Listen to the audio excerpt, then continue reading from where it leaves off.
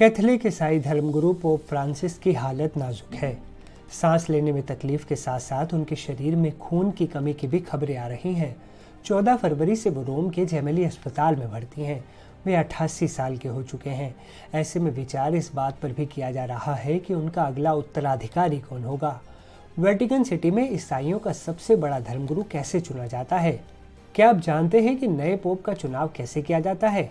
आइए हम बताते हैं। नए पोप के चुनाव के लिए सबसे पहले जरूरी होता है पुराने पोप का इस्तीफा या फिर उनका शरीर छोड़ देना। इसके बाद नए पोप के चुनाव की तैयारी शुरू होती है। नए पोप के चुनाव में सबसे अहम भूमिका कार्डिनल्स की होती है, जो कैथोलिक चर्च के हाई रैंक वाले पादरी होते हैं। कार्डिनल्स वेटिकन सिटी के सिस्टीन चैपल में मीटिंग करते हैं। इसके बाद नए पोप के चयन के लिए मतदान होता है। इस प्रक्रिया में 80 साल से कम के उम्र के कार्डिनल वोट डालते हैं। हालांकि कार्डिनल की संख्या भी 120 तक ही सीमित होती है। कार्डिनल गुप्त मतदान करते हैं।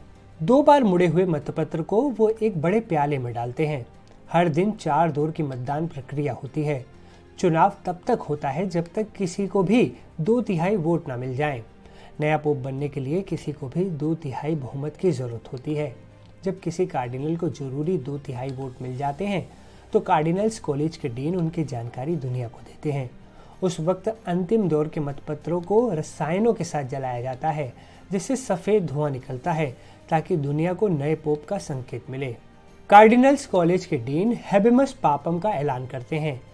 हैबेमस पापम का मतलब है कि हमारे पास एक नए पोप हैं। इसके साथ ही नए पोप का नाम घोषित किया जाता है।